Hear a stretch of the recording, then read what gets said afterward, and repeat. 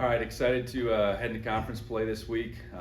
Opening up against Eastern Washington. We have homecoming, so a lot of exciting things going on here in Bozeman, ending this 4-game home stretch. Looking back at Saturday, I think there's a lot of positives to take away from it.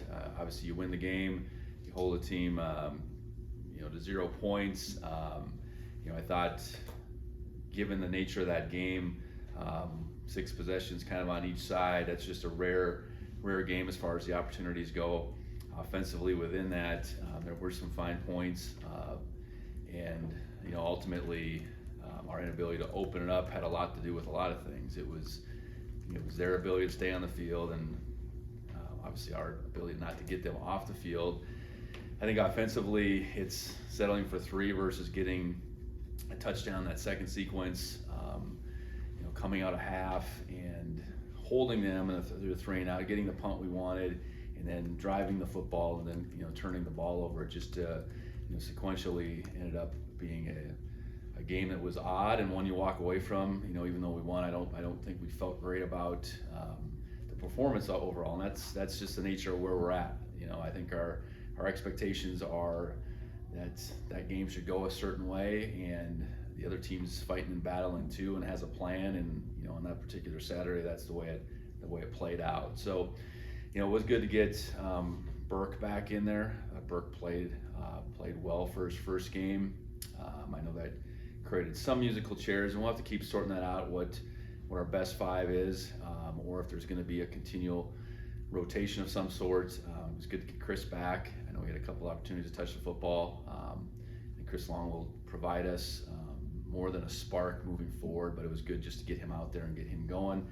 And coming out of that game, we're no worse for wear either. So continue to be a relatively healthy team, and that's where we need to be. I think depth-wise, I think we're continuing to sort out what that looks like at a lot of positions.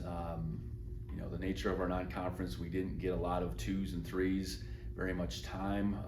All that being said, some 2s are certainly playing considerable, and I think that's going to warrant them playing more and more. Specifically thinking on the defensive side, both up front and at linebacker, cornerback.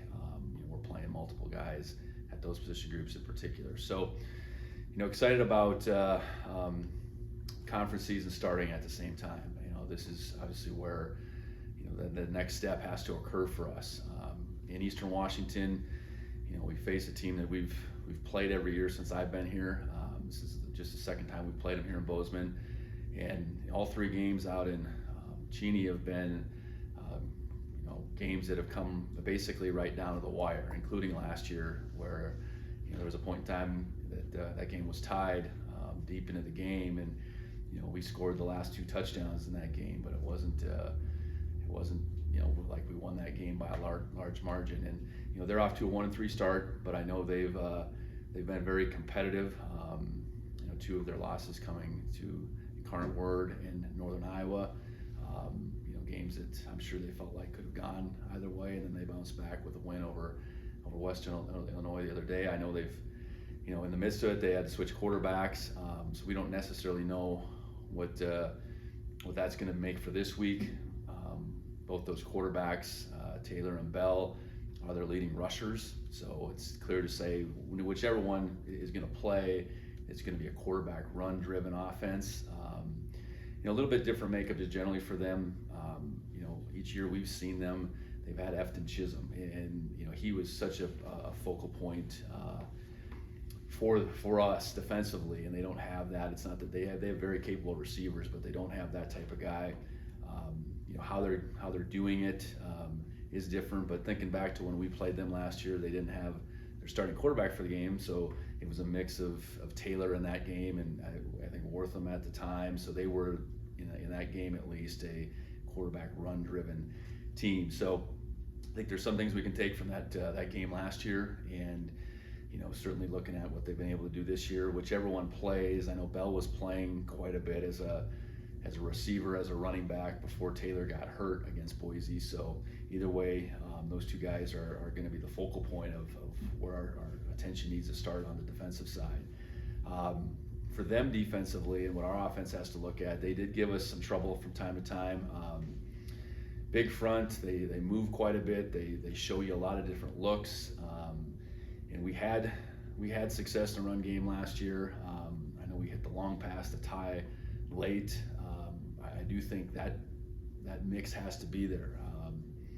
They have been very aggressive, so the ball has gotten behind them in the passing game at times. So it's certainly my hope that can happen for us. But first and foremost, we got to be tied in together up front.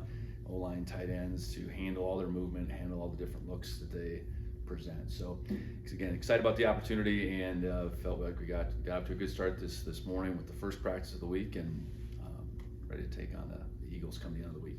You mentioned the lack of possessions in that game kind of making it hard to really judge the O-line combinations you had, and then they all seem to have varying levels of success, each group. Did the film clarify any of that? Well, a couple things. I know the two guys were asking to play two positions that would have been tight, play right guard and right tackle. I think he handled that transition fine. I think he's going back to his home place playing right tackle. Cedric playing right tackle and left tackle. Hard to discern anything there. I think he'd been a left tackle until he wasn't, and he was a right tackle. Now he's playing both. So just judging how that went, it was hard to say that was positive or negative. I know Everett playing just right guard, I think was positive for him. He'd been a right guard all the way through spring and fall until we moved him to left before the Oregon game. So I do think that was a positive move for him. So I think it's something that through the course of this week we got to settle on one or two things. One is, hey, we're just going with this particular lineup, or two, we are going to have some level of rotation going again, and level of rotation is fine as long as you feel like when you move all that around, it makes sense for everybody. It's a lot easier if you're just rotating one spot, but that probably won't be how we do it if we rotate, because leaving JT and Burke and Titan on the field in some fashion is definitely what we want to do, and how the other three pieces move into two, I guess, is two spots is how we have to sort that out. Was Burke a guard instead of center? Is that just because he hasn't snapped very much? Well, I think it's two things. It's because he hasn't snapped because he has right hand club, but it's also how JT's played. We made a off-season decision to go with Burke over JT. JT got some work, and that plan got derailed, and then JT's played well enough through the first few games. We didn't want to shuffle that back around. Colson got some early run in his last game, and it's been a 45-yarder I think of. Do you envision him getting more of those early reps with the behind? Well, it was intentional in this game to roll both Colson and Jared a little bit more, and then how it played out. Their attempts per reps in the game, those two backups, was extremely high. I think one was 6 for 8 and one was 5 for 7 or something like that. Typically, you go out there as a running back, you're not getting the ball at that percentage of plays. It just worked out that way. So I think more than anything, those two guys are very capable. I think clearly our top two are still Adam and Julius, and we need to have them all four ready to go. So it played out that way on Saturday. We'll get to the end of the week and say, here's how any plan of rotation might work, but I think both those guys prove that they're more than capable, both Colson and Jared. Defensively, did anything stand out on the film in terms of you guys staying on the field longer on those 3rd and 4th down conversions? Well, I think there was 2 3rd and 6s in particular that they were in their territory, and we needed to make plays. It was assignment football. I think on the very first 3rd and 6, assignment that we ultimately sorted out later on, and it was probably a little bit of the same later on. Just in those down distances, when you have them backed up and they're in a 3rd and 6 like that, we gotta stand up, because ultimately the one 3rd down stop we made after halftime was a 3rd and 1. So that was a good response. Now, I think flipping it over, I think they did a good job of just chipping away at us at times. There were some long yardage situations. that we didn't tackle real well. One in particular that was a really long third and long that then, all of a sudden it creates this fourth and medium versus it should have been a fourth and long. So I think it was play selection a little bit from their standpoint, being able to get the matchup they wanted. They won a couple one-on-one matchups, thinking about the same kind of play and a little option route in particular that we got to be able to defend better. So at the end of it, they were 4 of 14 on third down, but they were I think 4 of 7 on fourth down. So that means they converted 8 of those 14 times. So within those 8 conversions, if you could somehow cut that in half, that would have been a lot different looking day. And a couple of those are the third downs and they're backed up, and certainly a couple of those are, the fourth downs where we just, we weren't exactly where we were supposed to be. You mentioned Ty McCullough's touchdown against Eastern last year and just that need of that kind of threat, getting Chris back in the rotation, back from injury. Just how does he open up your offense? Well, I think he opens up because he can get open. I think that's probably the first thing. We went in the game on Saturday. We took a few shots. None of those shots ended up going Chris's direction. I know there's a couple that could have went his way and the ball didn't find him. I think his ability to get free and clear was just a little bit different. His ability to play the ball in the air is maybe just a little bit different too. Now we haven't seen it in the game. There hasn't been an opportunity for him yet, but I think we've seen enough in practice to think that's the case. So yeah, getting behind the defense, especially a defense that wants to pack it in and leave their corners on islands, is something that we need to be able to do. We haven't done too much of that so far. And I know that game on Saturday looks a little different if all of a sudden we have a few big plays, and we really didn't have any big plays. I guess Colson's run was probably the biggest play of the day. So, having big play ability is one thing, but having the ability to execute big plays is another thing. And that's that's when given those opportunities what we need to do. And that was a big play last year to kind of put us at 2 scores last year, and Ty was that threat certainly on last year's team. So it's my hope that or a thought that Chris is going to move into that now that he's back. A lot of, or decent amount of 13 personnel in this game. I think on the one that Justin missed, Rocky, that was like even an I formation with those 3 on the field. So I know we talk a lot about getting the tight ends, but what did you think of those plays? Well, they were all short yardage plays, and I think we short yardage through the course of the field we did a pretty good job. We converted in those situations. Obviously, that scenario of getting down there and going 1st and 1, losing some yards, that was 2nd down when we didn't complete that ball to Rocky.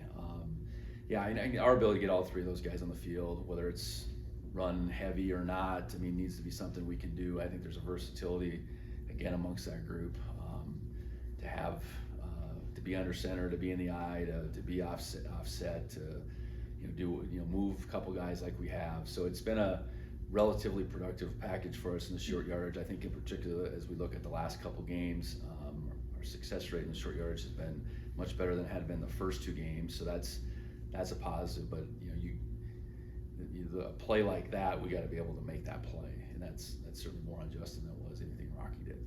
And just those different types. It seems like, maybe correct me if I'm wrong, but compared to previous season, maybe more different looks, different formations, the personnel groupings. Do you feel like that's something you guys have been doing, and how do you feel like just maybe that the very varied offenses kind of produced this season? Well, I think if you're talking just personnel-wise, whether we have 2 or 3 tight ends on the field, I think we can do a variety of things. I think that's probably the biggest thing. I don't think the group of guys pigeonholes us one way or the other. And being able to use our personnel, be it 3 tight ends on the field or all the way down to no tight ends on the field is something so then that puts 4 receivers on the field. I think we've had a few plays where we've even had 5 receivers on the field. I think that flexibility is good as long as we show a variety of things out of each one of those groupings over time, and our level of execution, more importantly, is where it needs to be. So I think we feel good about functionally what our guys can do, and I think which the bigger picture is, okay, after 4 games now, what have we done out of all these different personnel groupings, and what does that how does that appear to the defense? And I think that's something we got to continue look at. But the fact that we were able to throw out a 13, run a bunch of times, I think the defense has more to defend. So I know there's more to build off of. Utilizing our personnel, though, I guess is maybe what you're asking, is that really, really important to our offense? It absolutely is. Yeah, I imagine just there's a mix of wanting to, find the best thing for your team to put that defense on its toes, and also probably future opponents, right? Yeah, I think it's trying to be as unpredictable as possible, and trying to gain personnel advantages whenever you can too. A lot of defenses, not all of them anymore, but some certainly sub based on your personnel. And if you can find something there that you can take advantage of, you want to do that. So trying to create matchups that will work in our favor is always what we're after. And I don't know that we're quite there yet, but I think we've done some good things in the course of the year. Defending a Big Sky title, I know winning the Big Sky is part of the pyramid. Just how are you seeing your team kind of attack that as it starts this week against Eastern Washington? Well, it's a priority for us to finish that way, but we're just at the start. So I think knowing first of all, how important each one of these games are moving forward, knowing how, through the course of time, you could say whatever you want about whatever other games teams have played, but we should expect everyone's best shot. And right now, looking at the league, saying, coming out of the non-conference, pretty unpredictable right now, I would say, just based on how things have gone. And again, score comparison and even opponent comparison sometimes is very tricky this time of year. So I think for us, it's now we're on the conference play. We know we need to get better. There's no doubt about that. I think we've scratched the surface, but we have a long ways to go. So this is that next step, and it is against a conference opponent.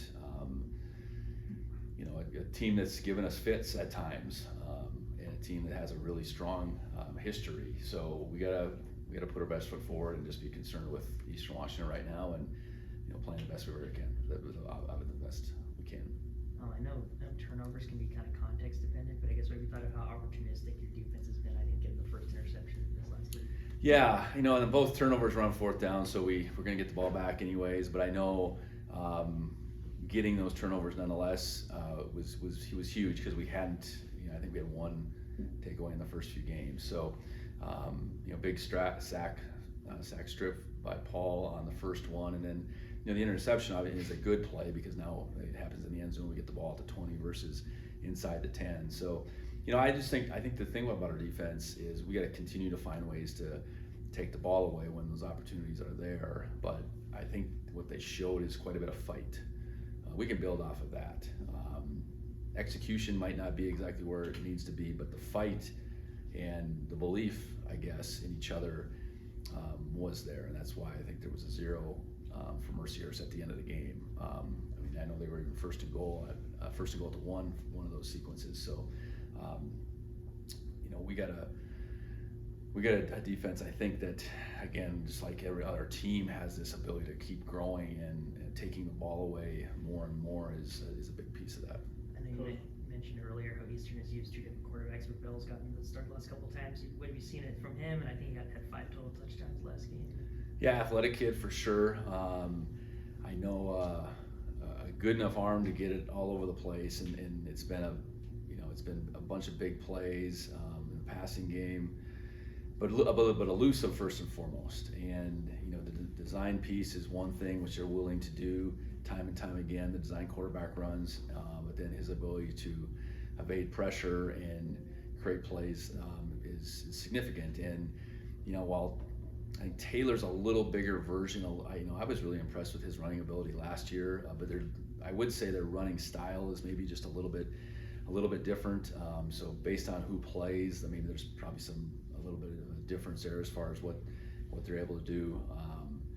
And if Taylor's out there, then Bell's doing something else. That was what they were doing before. They were finding ways to get him the ball. So I think that says something about Bell in itself, that he was playing receiver and running back prior, as the backup quarterback prior to playing quarterback. And then I think they also have a guy, Cronquist, who's kind of been their all-purpose guy. I don't know if you've seen anything from him and what stands out about him. Yeah, he's their guy that's finding open space. I think that's probably the best way to look at it. And they've, that's been a big piece of their offense is, someone that's got feel, and a lot of times that had been Chisholm over the last few years, but, a guy that's got feel, a guy that can come run after the catch. I think he appears to be that, but they got, a couple other guys I know that have gotten behind the defense too, so it's a little bit different of a receiving core just from the standpoint you don't have this marquee guy, but I think it's been a very productive group at the same time. What's the biggest challenge when facing a quarterback that has mobility? You guys saw it a couple times this year so far, but how do you go into preparing for that? I think, talking about the pass side of it, it is maintaining the integrity of your rush, and that's not always simple. We got good guys that can rush the passer. They got to still understand that where the level of that quarterback is and not getting past it, not creating these wide open lanes for a mobile quarterback to get out. So the discipline in our rush is certainly one thing. I think game planning wise, how we choose to pressure and what that looks like, how we even choose to move our defensive line, and that has to be well thought out, and then more than anything, well executed. In the run game, it's picking and choosing your battles, because the +1 run game you get from a quarterback, gets the numbers back to the offensive side. There's some aggressiveness you can take in how you deploy your guys, but then that leaves you, in those scenarios where now maybe you're over aggressive and you have to defend the pass a little bit different. So I think it's a real balance defending the quarterback run, and I think you pick and choose your battles situationally there. But the bigger piece to me is the unscripted scrambling, extending plays, gaining yards that way that we really have to eliminate. Coach, just your initial thoughts on the Eastern Washington defense and the challenges they present. Well, they got a bunch of impressive guys up front. I know that, and they line up a lot of different ways. They generally deploy their guys in an aggressive manner, meaning numbers in the box. So they make the run game challenging from the standpoint we have to be disciplined. We have to be on the same page. We got to be able to handle movement. All those things can be done, but it's harder than just if someone's going to line up and play sometimes. Now, on the flip side, if you do things right, it can be hard for them too. Fitting runs when you're moving all over the place and when your safeties are down in there sometimes can be really hard if we do things right. So I think that's the biggest thing is just our ability to be disciplined against their alignments and their movements, and then be able to create movement and not play slow. We got to get a run game going. I think that's the thing. But then when we choose to throw it, we got to be able to be efficient, but ideally have some big playability too. How do you balance when you get a guy like Chris back, kind of put him on a little bit of a pitch count, but also trying to force targets to him in a way to try to get him involved? Well, I hope that game of doing just that is behind us. He didn't practice a lot last week, but he practiced for the first time. There was a conscious thought of, hey, we're only going to play him so much, and within that, hopefully we get him some targets. Now I hope he can just kind of roll into the flow of the game. It doesn't mean he needs to play 60 plays by any means, but hopefully is getting 10, 15 more than he got on Saturday, so he's getting in the 40s. Then the ball is finding him enough times where he can make an impact, I guess. So going backwards, it was, I think we probably executed that how we thought we might. There was a couple opportunities again to get him the ball downfield, but then now moving forward, I think we can get him more in the regular flow.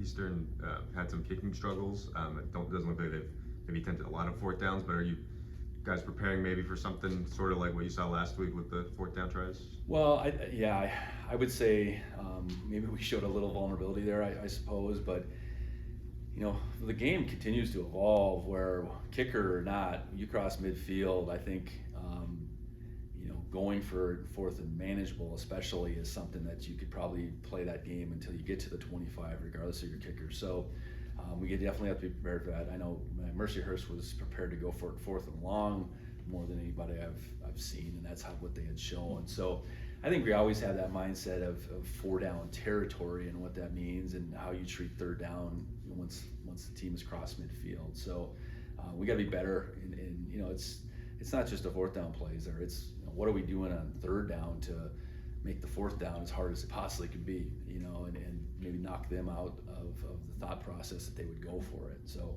yeah, I think that's a common thought every week. Mercyhurst was even more so because of what they had shown to that point.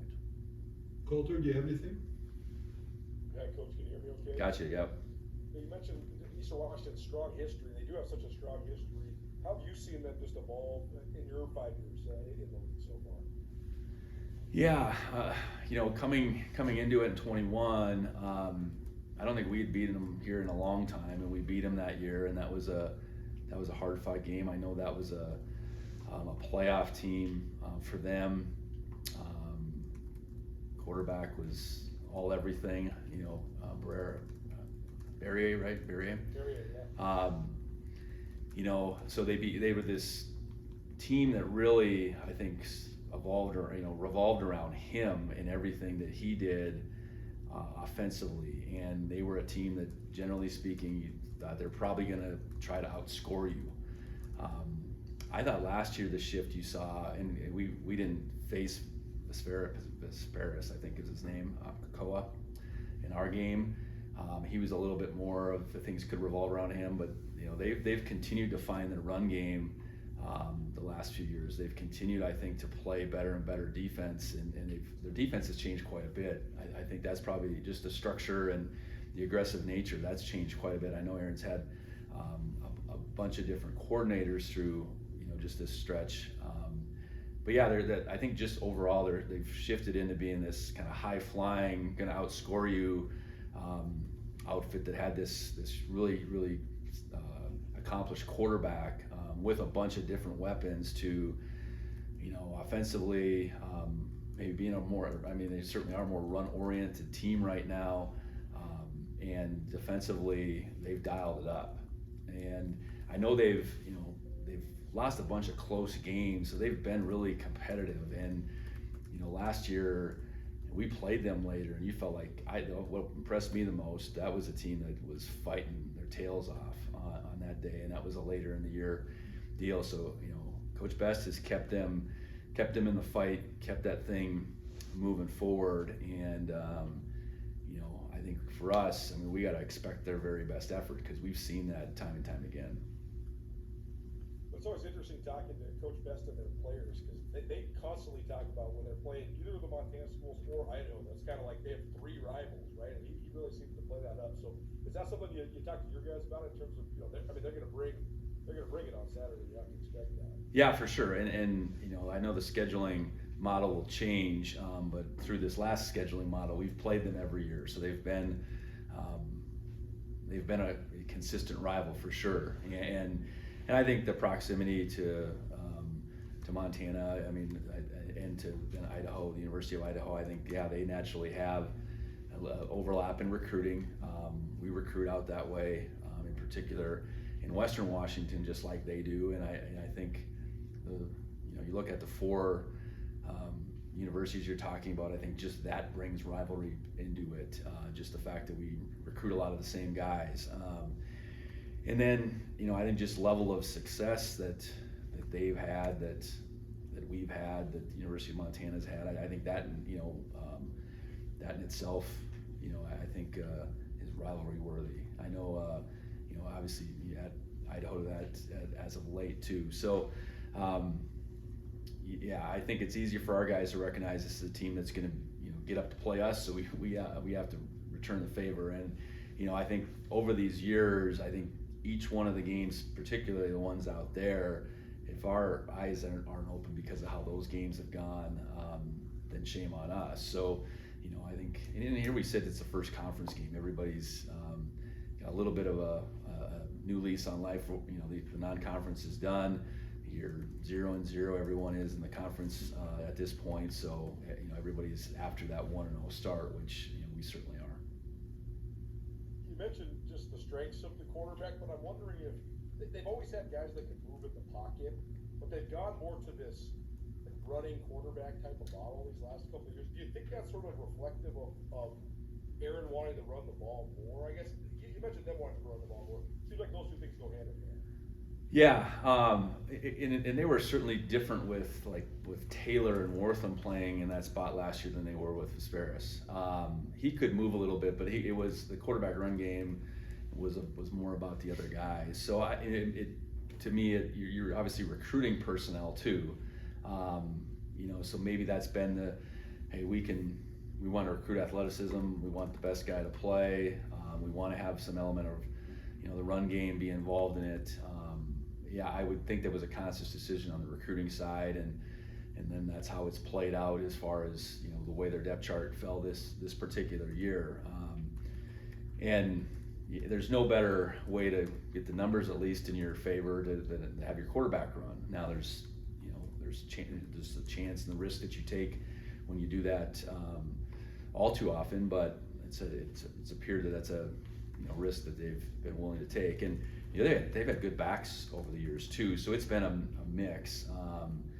But nothing kind of corrects your run game faster than getting your quarterback involved with it. Read the story about your secondary and just the progress they've made. The thing that stands out to me so much is how they're all willing tacklers. So can you just talk about that element of it, just the sort of the fearless nature of some of those guys, especially the guys that are playing corner for you right now? Yeah, I think confidence is at a premium in that position, and that's okay. You'd much rather have it that way than the other way, and I think they're all thick-skinned kids too. I think they're all guys that believe that if I missed out on that play, I'm going to make the next one. If I made the last one, I'm going to make the next one. And you got to have that. They got to have that short memory out there, whether it's a good or bad play you're putting behind you. And they're all skilled. I think that matters first and foremost, that they have the ability, that the confidence is real. It's about real things. I think they're all the corners are all competitive young men too. I think that's a piece that they want to be challenged. They want that that really hard job of being out there at times on an island. They're all fearless tacklers, and that's something that doesn't always come into play, but it's an expectation that our corners are going to be that. I know Trent Green's done a really good job with them after Brian Shepard had. They're well coached, and I think they all love the game. So to have this group of three redshirt freshmen and then a redshirt junior playing, but being of that mindset doesn't always go that way. And we got to keep them moving forward, because it's a very important position in our defense, and the fact that we're playing four guys now, I think is a great thing. I know at the other positions we're still trying to develop depth. We ask different things of the safety nickel group, but I think that group is making strides while Taki's been out. I think there's still an elevated ability that Taden Gray can show, but he's done some really good things now as a regular guy. I think Bryant Meredith and JJ Dolan continue, and we're going to continue to tandem them at free safety, but I think they've done a better job each week in their role, and then Caden's been really good at the strong safety spot so far. Just the sort of it seems like there's a lot of chemistry between Coach Green and some of those young guys, right? Young coach, young group, seems like they're really feeding off of each other. What have you liked just about the way he's sort of taking control of that group? Yeah, he's very detailed, first and foremost, and then he requires this young group to play with detail. I think he's not excusing them for their age, I guess, and I think they need that. They can't be, I guess, given too much leash. So he's really pushed them well, and they're I think it's a group of guys that want to be as good as they can be, and when you have that mindset, you're willing to be coached.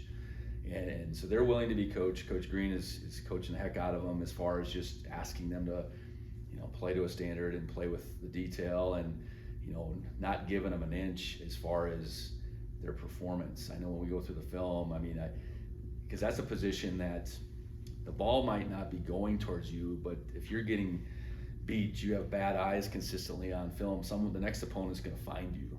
So continuing to even coach the plays maybe even harder when the ball isn't going their way, I think we see, and just creating that group as far as discipline goes to be at a premium, we still have some work to do, but I think that's probably the word I would use the most with Trent is he is creating a disciplined group, and that for the group to have 3 redshirt freshmen in it, and that to be a quality that I think is attainable is, I think it's very important, but it's not easy to come by. I may have missed this, I don't think so though, I don't know if anybody's asked you about passing Coach Holland on the all-time wins list of Montana State, that sort of got overshadowed the last couple of weeks, so, just your thoughts, there's a statue of the man out front of the stadium, so that must be an honor for you to move beyond him on the wins list. For sure, Coach Holland is everything here, and that's a piece of that was his coaching career. I think everything he was for so long as a player, an All-American national championship player, coming back as an assistant to become a head coach, and then beyond that, as much on the administrative fundraising side, his legacy is at the top of the list here at Montana State. And I know his time as a coach was obviously a very successful run for the Bobcats. So to be, I guess, mentioned alongside of him, whatever, I think, it does certainly mean a lot, because I know I got a chance to meet him a few times, to spend some time with him before he had passed, get to know his daughters, his family, and as much as anything, hear from all the guys that he coached through that stretch and how much he meant. He's something else, and this place clearly meant the world to him, and he made sure that he left his fingerprints all over it, I guess. So yeah, I think different time as far as where I'm coaching compared to where he's coaching, opportunities, games, playoff games, all that stuff. But yes, it's quite an honor to be mentioned alongside him. Well, you mentioned his fingerprints as being on everything. That's the most striking part, right? Is you see different factions of Bozeman. There's so many of those guys that play for him that are still around, that are pillars of the community, and they all talk about Coach Holland and the impact he had on their lives. So long lasting, it seems like. It seems like he's had an impact for 5+ decades there, just in that community in general. Yeah, and just the other night we had our quarterback club banquet, and there was a group of the guys that were on the 76 team, and they were giving me some compliments, I suppose, and it's like, and we played for Sonny. I'm like, yeah, I know you played for Sonny. I know that. I know what time what years you were through here, and I think the thing about him, it really has nothing to do with X's and O's and any of that. It's who he was to those guys as a mentor, father figure, and I know that didn't end when they walked off campus. I think that was a forever thing for those guys, and I had a chance to go to his memorial service back in, I think it would have been December of 22, and the guys that made their way back for that, and I think that it's those type of days where you see it up close and personal what this person meant to all these people, and you hear the stories and all that. So I think as a coach, yes, you could be compared on the wins and losses side for sure, but to ultimately get to the end of your career and be compared to someone like him as far as the impact you had on young men, and then men as they grow and become husbands and fathers and all that stuff, that's what you really I think marks who you were and the legacy you left. So he clearly did that, and deserves all the praise, and the statue and everything, the end zone. I think that all comes with the territory for what he did for so many.